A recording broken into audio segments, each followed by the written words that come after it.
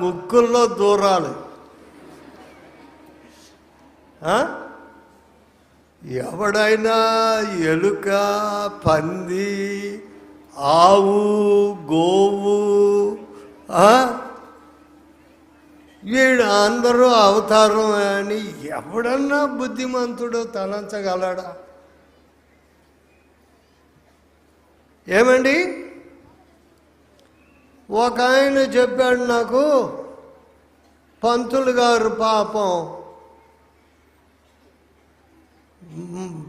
బండిలో వస్తుంటే motor bike కాబోలు భార్య భర్తలు ఎద్దు ఆయన్ని కొమ్మలతో పొడవడానికి చూచి ఆయనకు తప్పించుకుంటే భార్యను బాగా పొడిచేసిందట. అరే, అలాగే ఎద్దులు విరివిగా తిరుగుతున్నాయా అంటే, అవునండి ఇలాగే వదిలేస్తారు, కావాలంటే ఎప్పుడు చూడలేదు, ఆ మురికి తోకను పట్టుకుని ముద్దులు పెడుతుంటారు. ఒక ఆయన సాక్ష్యం ఇచ్చేవాడు ఇక్కడ. ఏమని సాక్ష్యం ఇచ్చేవాడు? ఆయనకి జంజమేయక ముందు, అబ్బాయి నీకు ఆత్మ పరిశుద్ధత దొరకాలి, ఆత్మశుద్ధి కొరకు ఇదిగో ఆవు మూత్రము, పేడ, ఇంకా ఏమిటి ఆ కషాయములో కలిపారో నాకు తెలియదులేండి. ఇది నీ ఆత్మశుద్ధి కొరకు పాడాలట. ఏమండి, ఆత్మశుద్ధి కొరకు పేడ తినాలా?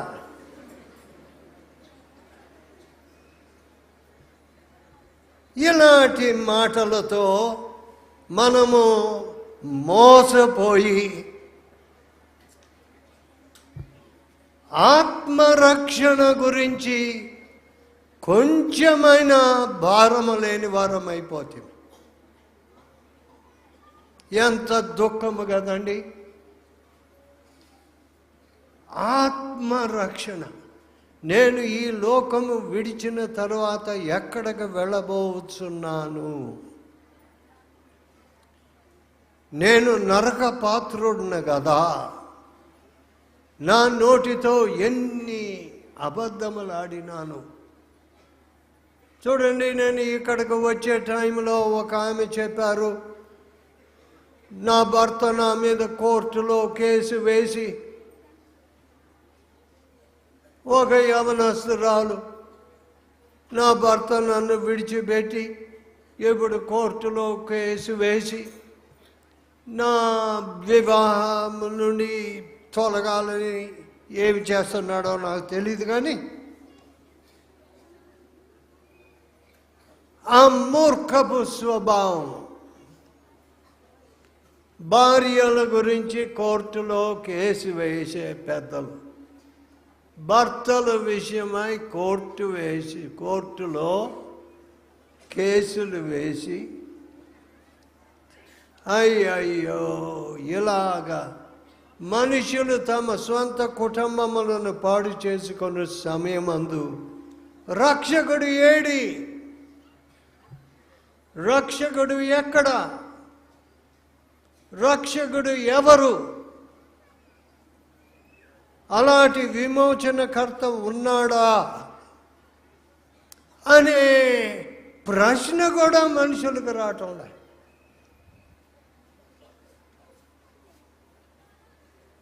అందరూ లంచగొండులే, అందరూ మోసగాళ్లే, అందరూ హెచ్ఐవి సంపాదించే వారే. ఇదా మన తాత్పర్యము, మన విద్య? లేదండి. అది క్రీస్తు లేని పక్షమున మనకు ఆ స్థితి మనకు వచ్చేది. కానీ క్రీస్తు ప్రభు ఉండగా ఒక్క HIV కేసు ఉండకూడదు ఈ చుట్టుప్రక్కల, ఒక్క AIDS కేసు ఉండకూడదు.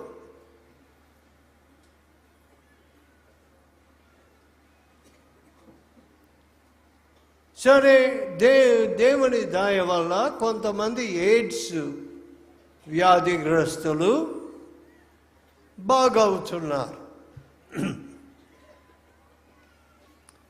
స్వస్థత నొందుతున్నారు. క్రీస్తు ప్రభు వారిని మార్చుతున్నారు.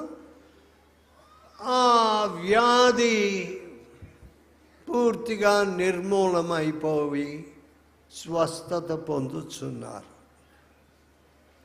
కానీ ఆంధ్రదేశంలో అనేకులు ఈ వ్యాధులలో లోనైపోవుట కేవలము వారి దుర్మార్గ జీవితము వల్ల. కొన్నిసార్లు తప్పుడు రక్తము, అంటే HIV నుండి తీసిన రక్తము కొంతమందికి రక్తము ఎక్కించేటప్పుడు కొంతమంది అమాయకులకు, పాపము నిర్దోషులకు ఈ వ్యాధి వచ్చుతున్నది. కానీ ఈ వ్యాధి మన మధ్య కనపడకూడదు ప్రియులారా. ఫెలోషిప్లో తీరని వ్యాధులు వచ్చాయి కావండి. అది మా మహాత్యము కాదు, నా మహాత్యము కాదు. అది క్రీస్తు ప్రభు తెచ్చిన గొప్ప రక్షణ. ఆస్తమా అంటే, టీబీ అంటే, ఏ వ్యాధి అన్నా తీరని వ్యాధులు కనబడేగా. ఇప్పుడు మీలో కొంతమంది అజాగ్రత్త పరులై ప్రార్థన తగ్గి అనవసరమైన మాటలు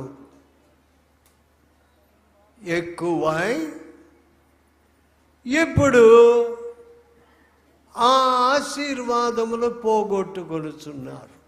ఇది చాలా దుఃఖము ప్రియులారా. నేను చిన్న వయసు నుండి చూచినది వేరు. ప్రభు సన్నిధి ఉండడము, ఇలాగ వాక్యము వినుచుండగానే ప్రజలు స్వస్థత పొందడము నేను చూచినాను. అది నా సాక్ష్యము. ఇది ప్రభు చేసిన ఘనకార్యము. సామాన్యులు లేచి దేవునిని మహిమపరిచినారు. ఇప్పుడు మన ప్రజలు నా దగ్గరికి వస్తున్నారు. ఏమని? అయ్యా, ఈ వ్యాధి వచ్చింది, ఆ వ్యాధి వచ్చిందని. నా దగ్గరికి ఎందుకండి రావాలి? ఎంతమంది మీరు ఉన్నారు కదా ప్రార్థన చేయుటకు. నా యొద్దకు రానక్కరలేదు. ప్రభు పాదములు మీరు పట్టుకుంటే చాలు. సరే, మీలో కొంతమంది ఇలాగ రోగులు మీ యొద్దకు వస్తే మీరు ఏమిటి? సరే, 2-3 రోగములు పోయినవి. పోతే ఆంధ్రదేశస్తులు పాపం అమాయకులు, జ్ఞానము తక్కువ, బుద్ధిహీనత ఎక్కువ. అందువల్ల ఏమైపోతుంది చెప్పండి? అయ్యా, మీరు ఒక్కరే, మీ బోధ ఒక్కటే నాకు నచ్చింది.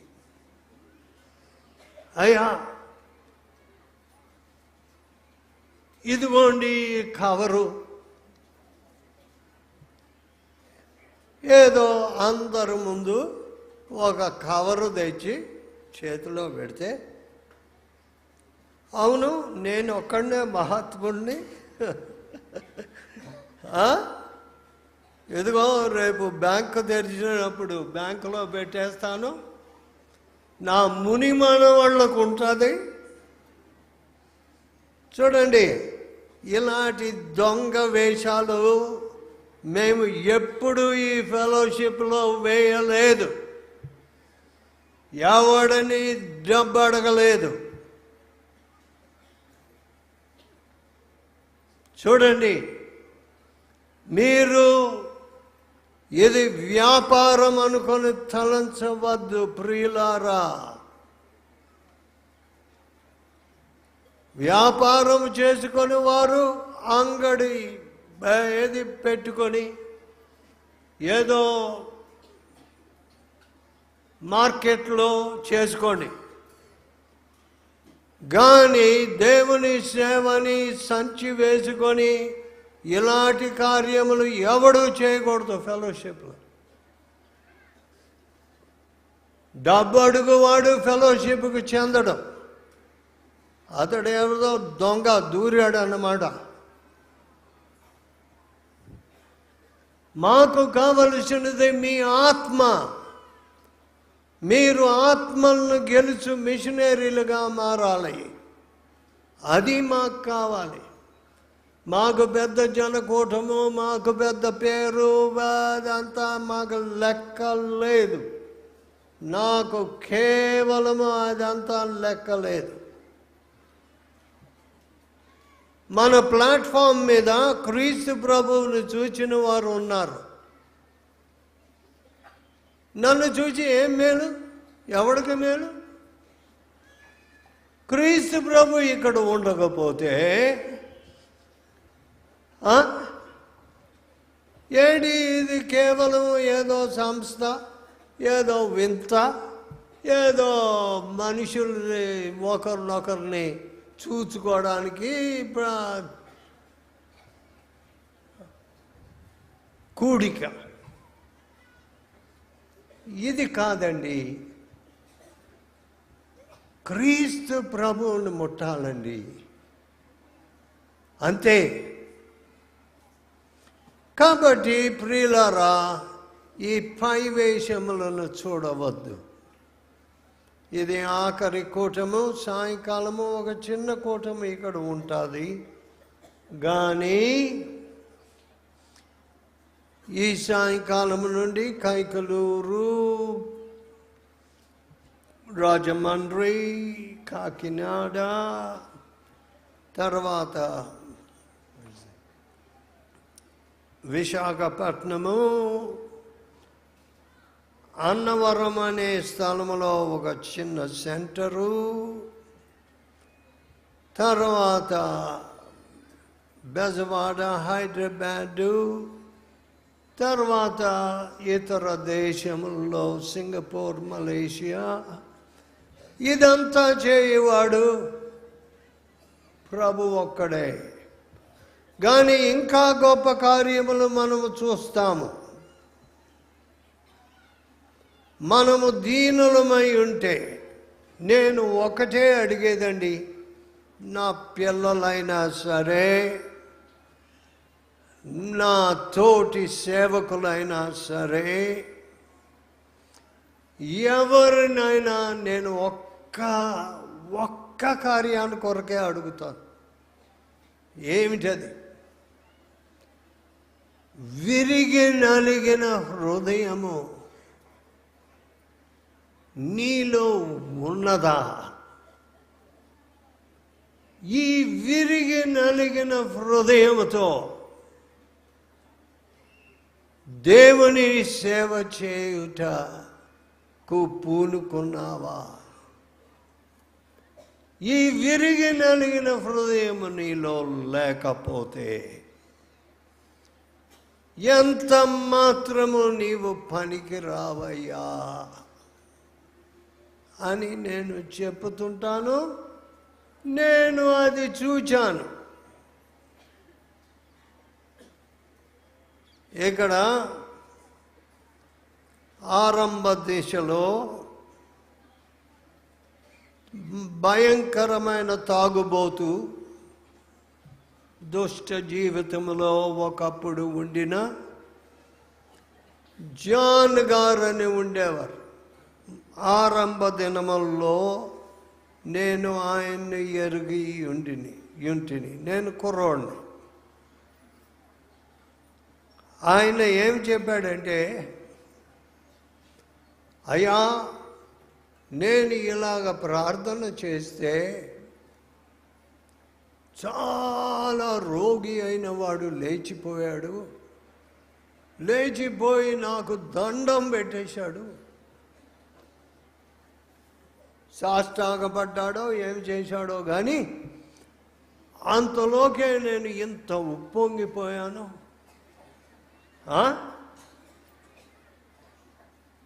దానితో నా శక్తి అంతా పోయింది. నేను మందు బుడ్డి పట్టుకుని వరుసలో నిలబడ్డాను ఆసుపత్రిలో. ఏమిటండి, విరిగి నలిగిన హృదయం పోయి గొప్పతనం నాది, అందరూ నన్ను చూడాలి. కొంతమందికి అంతే గుణం ఉంటుందండి. అది కేవలం సైతాను గుణము. నేను I will be as the highest. నేనే ప్రధానుడనై ఉంటాను. Is that the scripture? I'll be as the highest. చూడండి, సైతాను అనుకున్నది ప్రత్యేకమైన దూత. ఆ తలంపుతో కింద పడ్డాడు అంతే. సరే, ఎవరైనా సరే, నేనైనా ఎవరైనా సరే, అలాగే ఎప్పుడు గర్వము వస్తాదో, గర్వపు తలంపు వస్తాదో వట్టిదే. చూశారా ప్రియులారా, ఎంత దీనులమై ఉండాలి మనం. మహిమంతటిని ప్రభువుకి చెల్లించాలి. సరే, ఇప్పుడు ప్రార్థన చేసుకోనక ముందు మిమ్మల్ని నిలబెడితే పనికిరాదు, నాకు తెలుసు. కప్పలన్నీ బెకబెకలాడతాయి. అంటే తలలు వంచి దేవుని జీవాత్మ అని పాడుకుందాము. దేవుని జీవా